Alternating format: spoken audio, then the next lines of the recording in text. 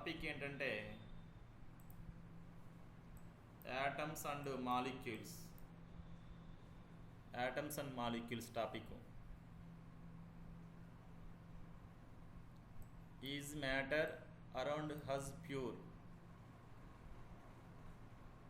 We use the terms elements and compounds.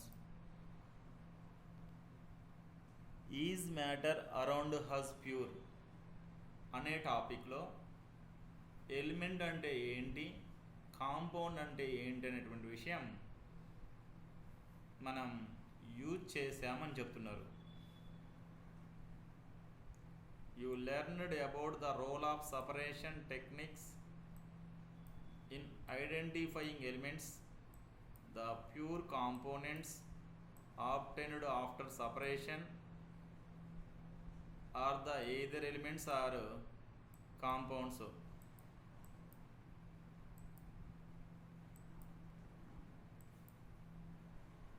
So ఇప్పుడు ఈ యొక్క పారాగ్రాఫ్లో is matter around us pure అనేటువంటి టాపిక్లో ఎలిమెంట్ అనేటువంటి వర్డ్, కాంపౌండ్స్ అనేటువంటి word, next how to separation of ఎలిమెంట్స్ని ఎలా సపరేషన్ చేస్తారు, ప్యూర్ కాంపోనెంట్స్ని ఎలా సపరేషన్ చేస్తారు, మిక్సెస్ని ఎలా సపరేషన్ చేస్తారు అనే విషయం డిస్కస్ చేశారు అని చెప్తున్నారు.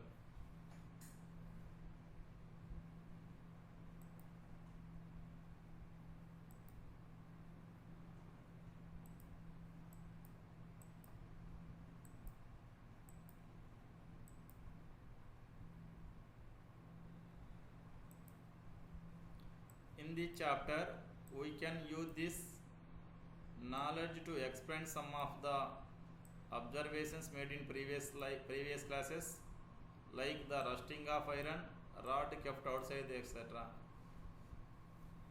In this chapter, we can use this knowledge to explain some of the observations made in previous classes, like the rusting of iron, rod kept outside, extra. So ఒక iron రాడ్ని బయట ఉంచే మాట అయితే రస్టింగ్ పడుతుంది. ఈ విషయం ఒక్కడే ఉంది ఇక్కడ మనం తెలుసుకోవాల్సిన విషయం. క్వశ్చన్స్ ఇక్కడ చాలా రైట్ చేశారు. Does the weight of iron rod increase or decrease on rusting? తుప్పు పట్టిన తర్వాత ఐరన్ రాడ్ యొక్క వెయిట్ ఇంక్రీజ్ అవుతుందా, డిక్రీజ్ అవుతుందా? అది ఒక question.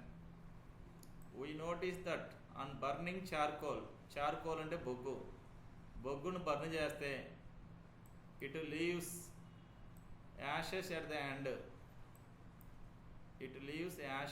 Ash at the end. Ash అంటే బూడిద అది మిగిలిపోతుందా? Where does the matter charcoal ఉన్నటువంటి మ్యాటర్ ఎక్కడికి వెళ్ళింది? Wet clothes dry after some time. Wear does the water go? తడిగా ఉన్నటువంటి బట్టలు ఆరిపోతాయి, వాటర్ ఎక్కడికి వెళ్తుంది? ఇవన్నీ క్వశ్చన్స్ అప్పుడున్నటువంటి సైంటిస్టులని ఆలోచింపజేశాయి. These questions and several other similar questions fascinated scientist for many years. చాలా మంచి గొప్ప శాస్త్రవేత్తలు కూడా ఇవి ఒక ఏంటి ఎక్కడికి వెళ్తుంది అని ఆలోచించేటువంటి దానికి ఆలోచించగలిగాయి ఈ పైన ఉన్న క్వశ్చన్స్. సో వాటర్ ఎక్కడికి వెళ్ళింది? ఇప్పుడు చెప్తాం వాటర్ ఎక్కడికి వెళ్ళిందంటే అట్మాస్ఫియర్లోకి ఎంటర్ అవుతుంది, కానీ వాళ్ళు ఉన్న టయానికి తెలియదు. చార్కోల్లో ఉన్నటువంటిది ఏమైంది? చార్కోల్స్ ఎనర్జీ రూపంలో పోయిందని ఇప్పుడు డిస్కస్ చేసాం, కానీ అప్పటికి వాళ్ళకు చాలా అద్భుతమైనటువంటి విషయంగా వాళ్ళకు కనిపించాయి. Burning and combustion reactions. Burning అంటే ఏంటి, కంబషన్ అంటే ఏంటి? Puzzled them to a greater extent. Recall the chapter metals and non metals topic 8th క్లాస్లో ఉంది. అవి ఒకసారి చేయండి అన్నాడు. సో మెగ్నీషియం బర్న్ చేస్తే what does happen to magnesium on burning it in air? So మెగ్నీషియంని ఎయిర్లో బర్న్ చేస్తే ఏమవుతుంది? ఇది కూడా మనం 8th క్లాస్లో ఏమవుతుందంటే ఎయిర్లో మండిద్ది, అయిపోయిద్ది. అది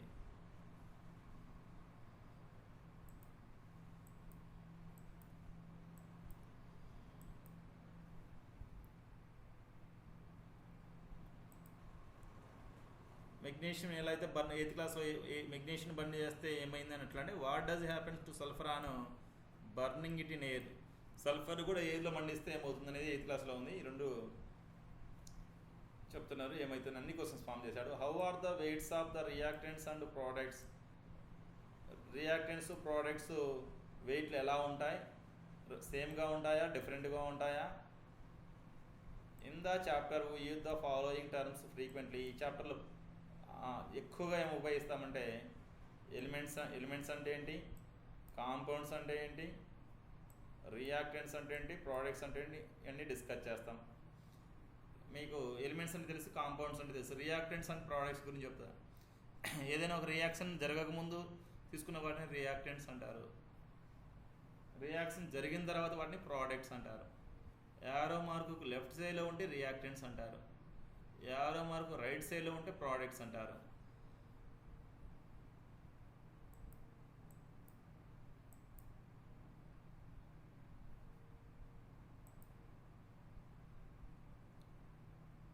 ఆంటోనీ లెవోయిజర్ సైంటిస్ట్ నేమ్ ఇది. ఇతన్ని ఫ్రెంచ్కి చెందినటువంటి వ్యక్తి. నోబెల్ మ్యాన్ అంటే నోబెల్ ప్రైజ్ వచ్చింది. ఈయనని ఫాదర్ ఆఫ్ మోడర్న్ కెమిస్ట్రీ అంటారు. ఫాదర్ ఆఫ్ మోడర్న్ కెమిస్ట్రీ, అది ఇంపార్టెంట్ గుర్తుపెట్టుకోవాలి. నెక్స్ట్ ఈయన చెప్పినటువంటి రూల్ ఏంటంటే law of conservation of mass. Law of conservation of mass. Law అంటే రూలు, కన్జర్వేషన్ అంటే నో చేంజ్ అని అర్థం, ఆఫ్ మాస్ అంటే మాస్ చేంజ్ కాదు అని అర్థం. మాస్ చేంజ్ కాదు అంటే రియాక్షన్కి ముందు ఎంత వెయిట్ ఉంటుందో రియాక్షన్ జరిగిన తర్వాత కూడా అంతే వెయిట్ ఉంటుంది అనేది ఈ రూల్ యొక్క content. Law of conservation of mass.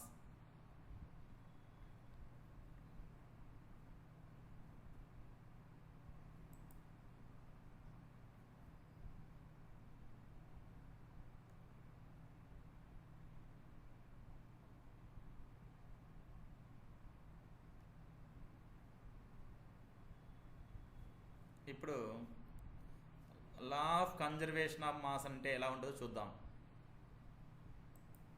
Law of conservation of దానికి ఒక యాక్టివిటీ ఇచ్చాడు, దాన్ని చూద్దాం.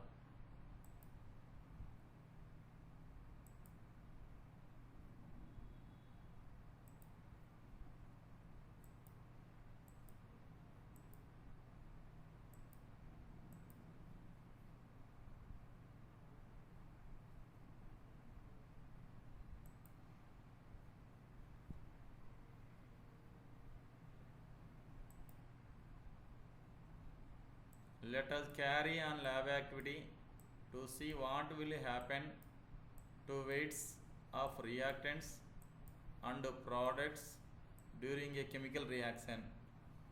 Chemical reactions వల్ల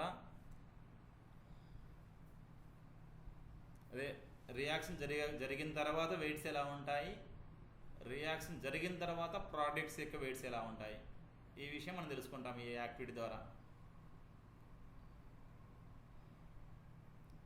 To find out the change in the mass before and after chemical reaction. So lab activity ఇక్కడ ఏముందో అక్కడ కూడా ఇదే కంటెంట్.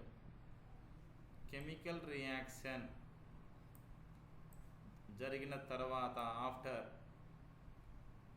జరగక ముందు బిఫోర్, మాస్ బరువు ఏమైనా చేంజ్ ఉంటుందా, ఇది మన content. Materials required sodium sulphate, barium chloride chemicals ఇవి.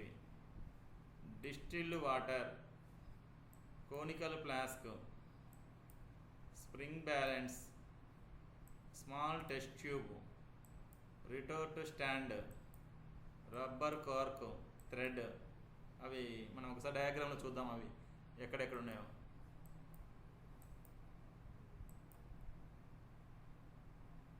సోడియం సల్ఫేట్ కెమికల్ మనం కనిపించదు, బేరియం క్లోరైడ్ కెమికల్ కనిపించదు.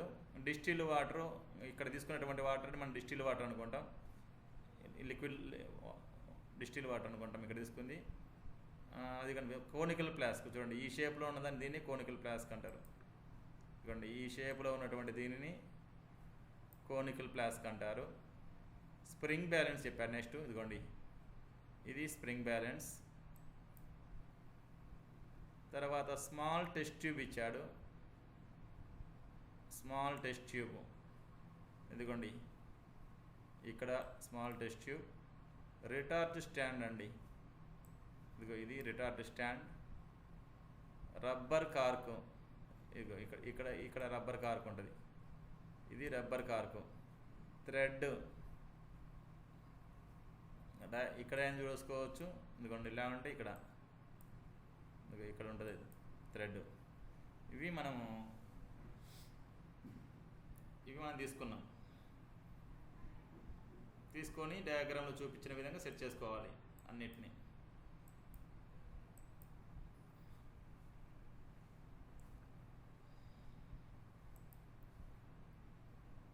Prepare a solution of sodium sulfate by dissolving approximately 2 grams of sodium sulfate in 100 ml of distilled water in 200 ml conical flask. So తీసుకునేటువంటి conical flask ఎన్ని ML ఉండాలంటే 1 litre అంటే 1000 ml, దాంట్లో పావు భాగం ఉండాలి, అంటే పావు లీటర్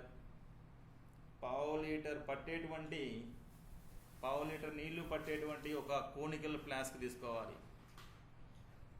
పావు లీటర్ నీళ్లు పట్టేటువంటి కోనికల్ ఫ్లాస్క్ ఉంటుంది, 250 ml కోనికల్ ఫ్లాస్క్లు ఉంటాయి, అవి తీసుకోవాలి. తీసుకొని దాంట్లో 100 ml డిస్టిల్డ్ వాటర్ వేయాలి. 100 ml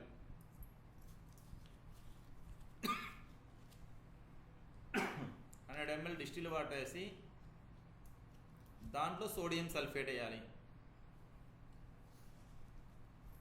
సోడియం సల్ఫేట్ వేస్తే సోడియం సల్ఫేట్ ఏమవుతుందంటే డిజాల్వ్ అయిపోయింది,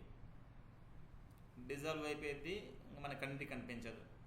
సోడియం సల్ఫేట్ సాలిడా లిక్విడా గ్యాస్ అంటే సాలిడ్ స్టేట్లో ఉంటుంది. సో సోడియం సల్ఫేట్ ఫార్ములా ఏంటంటే Na2SO4.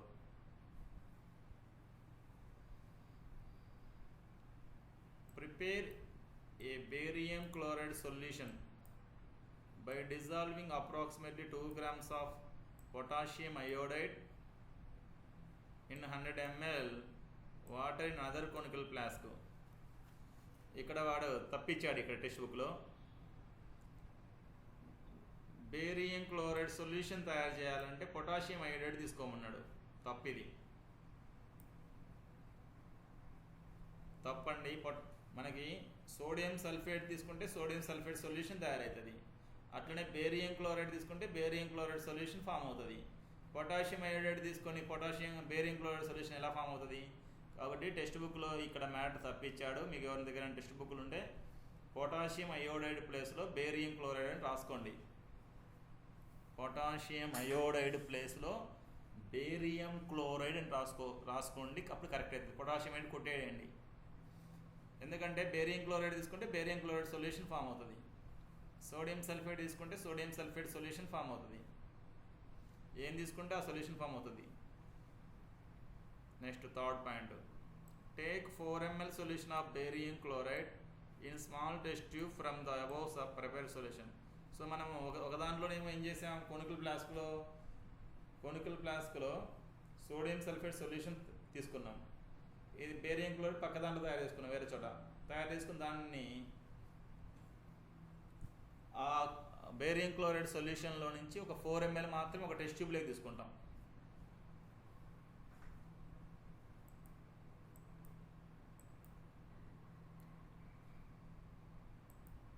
ఇదిగోండి,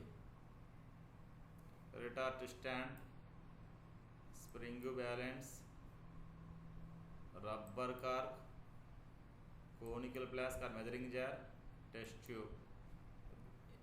దీంట్లో సోడియం సల్ఫేట్ సొల్యూషన్, దీంట్లో బేరియం క్లోరైడ్ సొల్యూషన్. ముళ్ళు రీడింగ్ చూడండి ఒకసారి డయాగ్రామ్లో 7 ఉంది చూడండి, ఇక్కడ ఉంది 7 ఉంది. స్ప్రింగ్ బ్యాలెన్స్లో రీడింగ్, ఎందుకంటే రియాక్షన్ జరిగిందా అంటే జరగలేదు. చూడండి స్ప్రింగ్ బ్యాలెన్స్, అదే టెస్ట్ ట్యూబ్ పైకి ఉంది చూడండి, పైకి ఉంది, మిక్సింగ్ చేయలే, కలర్ కూడా ఏం చేంజ్ కాదంటే రియాక్షన్ జరగలేదని అర్థం.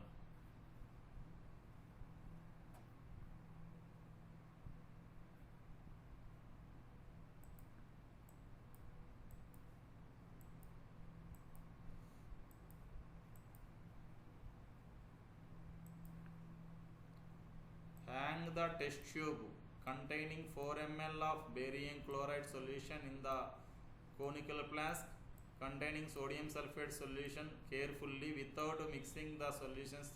Close the flask with a cork. Hang the test tube. Test ట్యూబ్లో బేరియం క్లోరైడ్ సొల్యూషన్ తీసుకున్నాం కదా, దానిని కోనికల్ ఫ్లాస్క్లో ఉన్నటువంటి సోడియం సల్ఫేట్ దగ్గరికి తీసుకెళ్ళండి అని చెప్తున్నారు. వితౌట్ మిక్సింగ్, రెండు మిక్సింగ్ కాకుండా జాగ్రత్తగా. ఫస్ట్ ఇందాక ఏం చేసాం, first sodium sulphate solution conical ఫ్లాస్క్లో తీసుకున్నాం. ఇప్పుడు టెస్ట్ ట్యూబ్లో బేరియం క్లోరైడ్ తీసుకున్నాం. తీసుకొని దీనికి ఒక థ్రెడ్ కట్టి జాగ్రత్తగా లోపలికి దించాలి.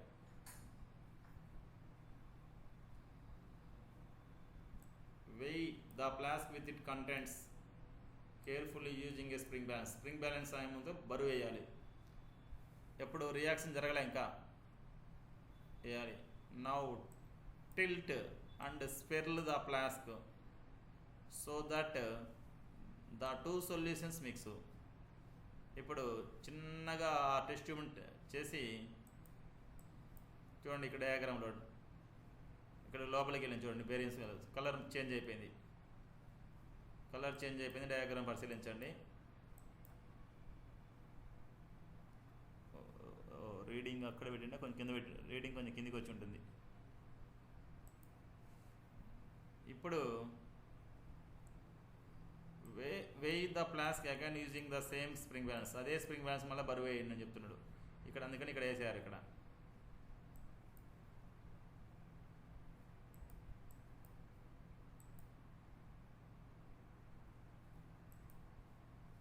Record your observations. Weight of the flask and contents before mixing. Weight వేసినప్పుడు ఎంతో కొంత వాల్యూ వస్తుంది కదా, అంటే ఎక్స్పెరిమెంట్ ల్యాబ్ యాక్టివిటీ అంటే ఖచ్చితంగా చేయాలి కాబట్టి మనం ఎంతో కొంత వస్తుంది, వాల్యూ వస్తుంది. సరే, ఒక 10 grams వచ్చింది అనుకుందాం. Wait of the flask and contents after mixing తర్వాత వెయిట్ వచ్చింది అనుకుందాం. సో ఫస్ట్ 16 grams వచ్చిందంటే, 10 grams వచ్చిందంటే సెకండ్ టైం కూడా 10 grams వస్తుంది. ఒకవేళ 15 వస్తే సెకండ్ కూడా 15 వస్తుంది దాదాపు దగ్గరలో. అంటే అర్థమైంది, రియాక్షన్ జరగకముందు ఎంత వెయిట్ ఉంటుందో రియాక్షన్ జరిగిన తర్వాత కూడా అంతే వెయిట్ ఉంది.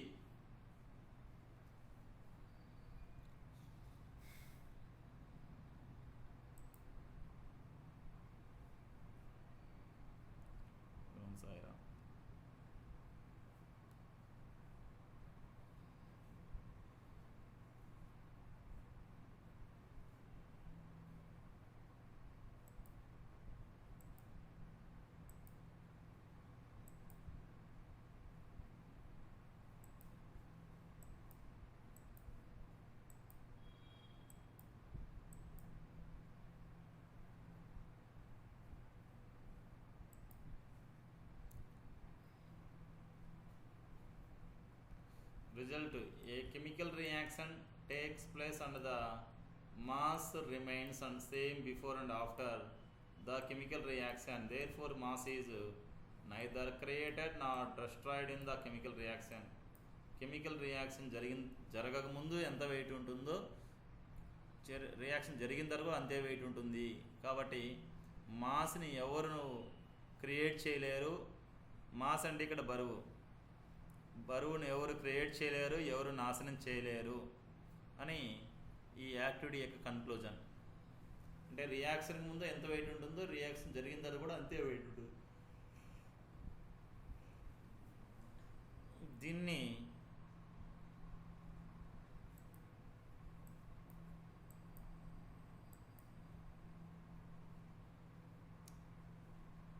ఇలా జరగడాన్ని law of conservation of mass అంటారు. Law of conservation of mass మనం ముందే చూడండి, ఇదే మ్యాటర్ ఉంటుంది ఇక్కడ చూడండి. లా ఆఫ్ కన్జర్వేషన్ ఆఫ్ మాస్లో matter is neither created not destroyed.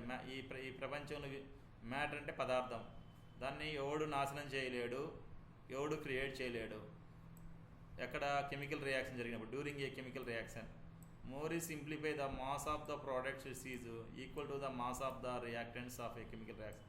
So reactants యొక్క వెయిట్ ఎంత ఉంటుందో ప్రోడక్ట్స్ యొక్క వెయిట్ కూడా అంతే ఉంటుంది.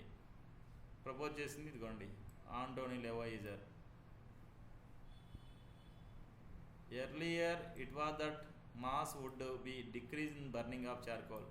చార్కోల్ అంటే బొగ్గును మండించామనుకోండి, మనం జనరల్గా అందరం అనుకుంటాం బొగ్గును మండించిన తర్వాత ఇంకేముంటుంది, బూడిద బరువు తగ్గిద్ది కదా, వెయిట్ తగ్గిద్ది కదా అనుకుంటాం. కానీ ఈక్వల్ అని చెప్తున్నాడు. But Lavoisier carried out the burning of charcoal in a closed apparatus are found in no change in mass. కాబట్టి లెవోయిజర్ అనే శాస్త్రవేత్త ఒక చార్కోల్ని మండిస్తే మనం జనరల్గా మనం చలిమండి వేసుకున్నప్పుడు దాని బూడిద ఏర్పడింది కదా, దాని బరువు వేస్తే మారిద్ది కదా అనుకుంటాం.